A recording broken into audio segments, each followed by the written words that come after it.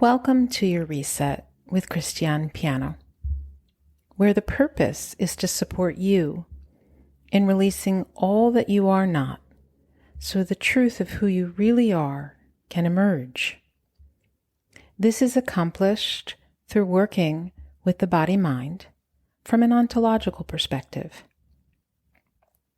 We use various modalities to support you in supporting yourself exactly where you are, so that you may return to an experience of wholeness and ease, moment by moment. Deep reflection is one of the greatest tools through which to do this. To take a moment, to pause, assess, reflect, and literally and figuratively reset, come back to center, and move back into your one and precious life with increased clarity and purpose.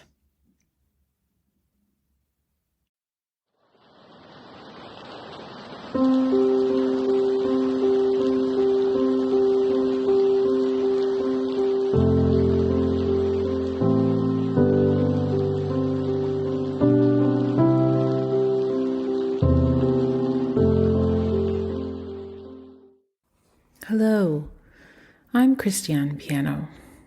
Welcome. Today, let's take a moment to turn our attention inward to the quiet space where true well-being begins. And given that the outer world often feels turbulent, remembering it all starts within can be an empowering experience. So, in this week's episode, we'll reflect on a core foundation of body-mind well-being: humility. Not as a harsh self-judgment, but as a recognition of our shared humanity. Before we dive in, I invite you to reflect for a moment on the word humility. What experiences come to mind? Who in your life has been an example of living from humility, or perhaps taught, spoke about, or called forth this powerful virtue? Humility is about seeing ourselves with kindness, acknowledging our strengths and limitations without the need for grandiosity or self-criticism. From this place, compassion naturally blossoms, both for ourselves and for others. Imagine looking into a small pond and seeing your reflection clearly, without ripples of ego or insecurity distorting the image. This clarity allows us to extend understanding and grace to those around us, recognizing that we all navigate our own unique journeys. The following are some characteristics of a humble person.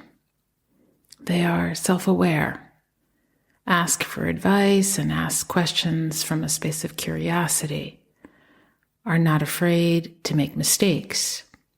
They are great listeners and open-minded. They express gratitude, are peacemakers, open to feedback, admit when they are wrong, patient, ask for help, are aware of their imperfections, and they practice the art of putting others first with deep grace, empathy, and accountability. How do humble people behave?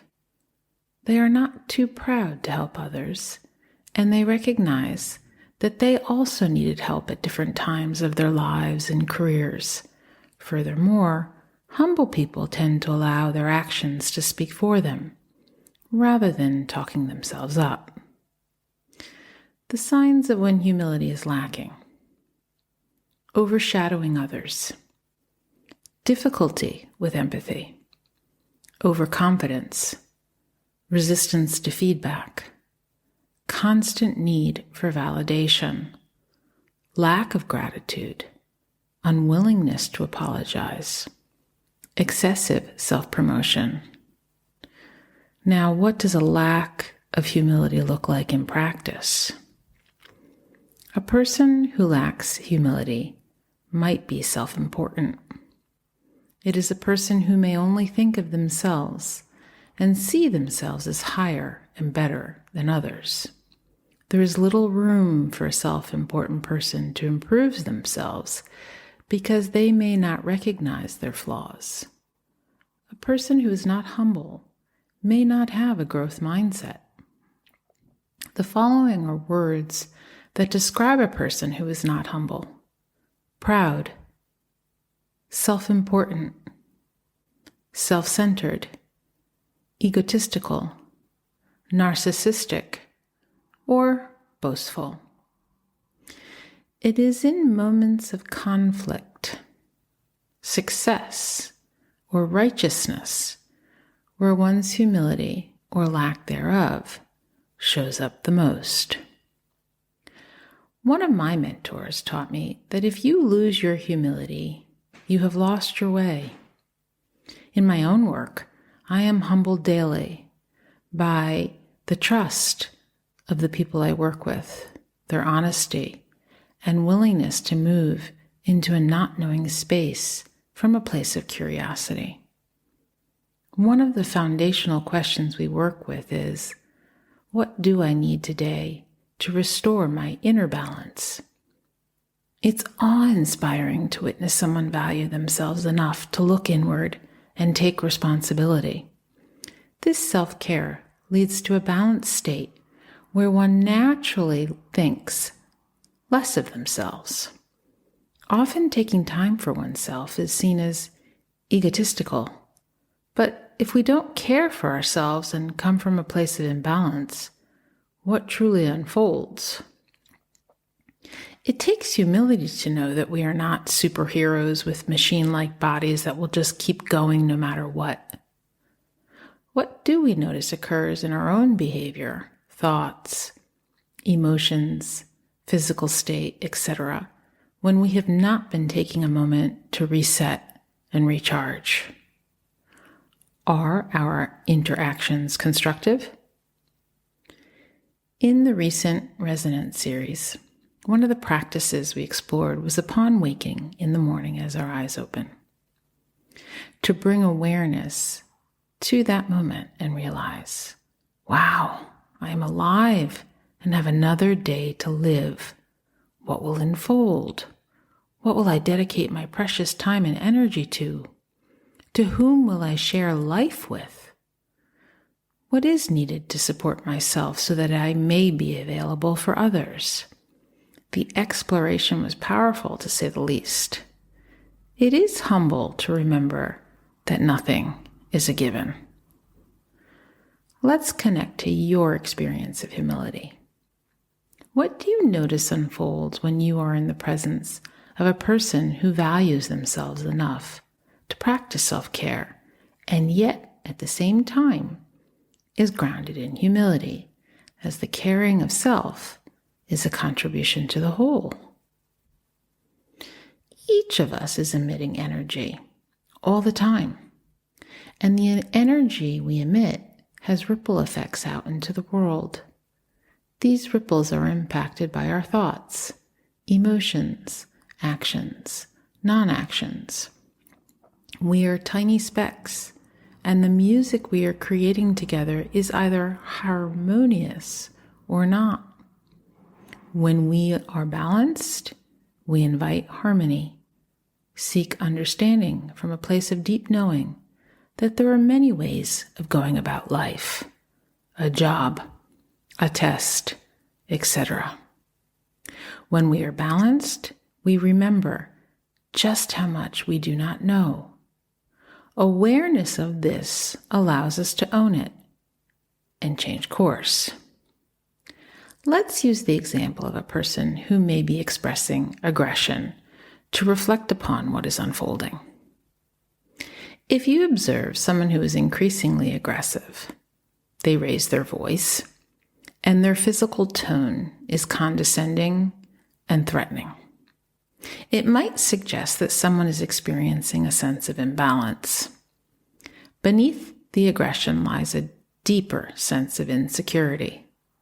When we find ourselves in the presence of someone who may be expressing aggression, it might be helpful to try softening our own energy, quieting our thoughts, and perhaps gently leaning in while maintaining a respectful distance. This can be unexpected and might help them to pause. If we offer quiet and stillness, it's possible they'll eventually stop speaking. And from this place, we can ask questions seeking to understand. Speak to the quiet behind the noise, the defensiveness, the drama. Get underneath and attempt to speak to their listening. This is a practice in and of itself and cannot be put into practice if one is not humble. It can be helpful to remember that light drowns out darkness. Speaking to the space of life behind the personality is a tremendously challenging, yet effective way to discharge a situation. Humility invites humility. And in the end, a humble person is not interacting to achieve anything, to prove anything, to demonstrate anything. They seek peace, understanding, relating, compassion, love, kindness. This might not be their intention. Modern life often disrupts our natural rhythm, leaving us feeling scattered and disconnected. Therefore, returning to this inner balance is an act of loving self-care, a gift to ourselves, our loved ones, and the world. Developing the capacity to know what or who to lean into, so that returning to balance is not just a concept, but an embodied experience, is a true gift. I believe that each of us knows what it feels like to be in a balanced state. There is a roundedness, a groundedness, a calm, ease, and clarity that emanates from an individual who courageously returns to this state again and again. Their presence is calming, their eyes are kind, and their laughter is genuine. They never take themselves too seriously. They laugh at themselves and know that they are just a speck of light in the vast universe. At the same time, they stay focused in the present moment, giving their whole self to whatever task they are engaged in, whether it be hanging up the laundry, preparing a meal, taking a walk, or listening to another person. The capacity to remember that life is not about how much you can get done in one day, how much you can accumulate, but simply being present to the gift it is to be alive. That the opportunity each day to wake up and live another day of our one and precious life is not a given. And to go about this with humility, infused with courage, knowing deeply that one has never arrived, we return to the practice of the beginner's mind. When one comes to every situation, whether it be a task, an assignment, meeting another person, guiding a group, whatever it may be, remembering to stay curious, knowing that we all have blind spots. This is one of the beauties of coming together with a group of people from different backgrounds, cultures, ages, and experiences. Global connection has been made so much easier today as a result of the latest advances in technology. Coming together with people who are different from us has the capacity to not only open up our perspectives, that there are many ways to go about this life, and this supports us in staying humble. Imagine the billions of unique rituals that begin each day. This vastness reminds us of our shared humanity. Our context determines what we see and do not see as possibilities. Staying connected to the whole opens our whole beings to other ways, which we may not choose to engage with, but they remind us that there are so many people sharing this planet, and this planet is a safe haven that continues to provide for us. It's understandable to feel overwhelmed at times by the noise and chaos of the world, to feel the weight of global imbalances. But remember, finding groundedness, clarity, and ease begins with an inward journey. It's about tending to our own inner garden, gently cultivating a sense of calm and centeredness. When we remain humble, we remember that we are all interconnected, threads in the same tapestry of life. Each of us, with our unique expression, holds inherent value. We might often find ourselves caught up in a pursuit of external validation, believing that material wealth defines our worth. However, perhaps true wealth lies in the depth of our inner connection, in our capacity for compassion and understanding. We see examples of leaders who seem to have difficulty truly listening, to truly understand the perspectives of others. This disconnection can create division and discord. Therefore, it invites us to ask, how might we return to a more compassionate way of being? How might we cultivate humility in our own lives and in our interactions with others? As the author C.S. Lewis wisely stated, humility is not thinking less of yourself, it's thinking of yourself less. It's about gently shifting our focus from self-centeredness to a broader awareness of our interconnectedness. Self-care in its truest form is not just about physical fitness or avoiding illness. It's about returning to wholeness, gently nurturing our whole body-mind, every layer of our being. And when we cultivate this inner balance, it naturally overflows into relationships, our communities, and the world. The spiritual teacher Sadhguru advises to cultivate the fruit of wisdom. Prepare the soil of your heart with virtues like humility. Cultivate tender body awareness, gently listening to the whispers of your body, honoring its needs with kindness. Cultivate an open and compassionate mental growth, embracing learning with curiosity and understanding, knowing that we are all students on this journey.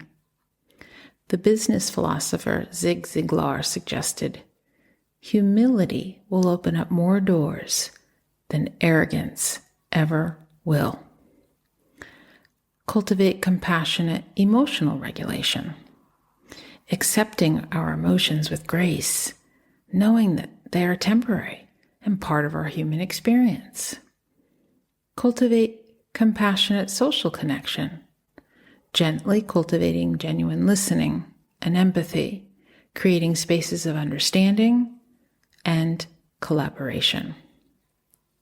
Humility is a valuable tool for self-reflection, a way to gently ground ourselves in the present moment. The poet T.S. Eliot wrote, "Humility is the most difficult of all virtues to achieve. Nothing dies harder than the desire to think well of oneself." Remember the wisdom of Socrates, who emphasized knowing what we don't know, and Aristotle, who understood humility as a path to moral virtue. Today, as we navigate a complex world, humility offers a vital antidote to self-importance and greed. Let us gently nurture the light within, remembering that our inner balance contributes to the balance of the whole.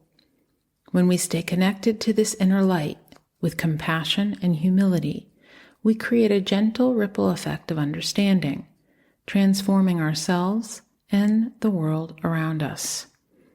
And to gently touch on the future, instead of fear, let us remember that when we as individuals choose to live lives that are grounded in humility and compassion, we are creating a world where all beings are treated with respect. This is not a future that is out of reach, but a future that is created by each individual choice. To conclude, I'd like to leave you with thought from Shunryu Suzuki, the author of Zen Mind, Beginner's Mind.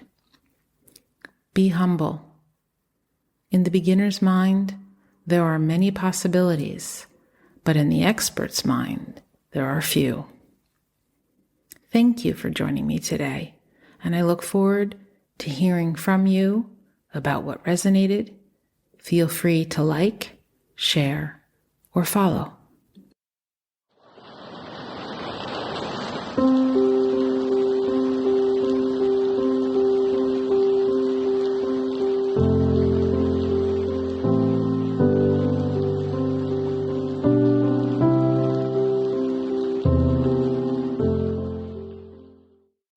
You are officially invited to join me and a group of vibrant individuals from around the globe for the Reflections Club.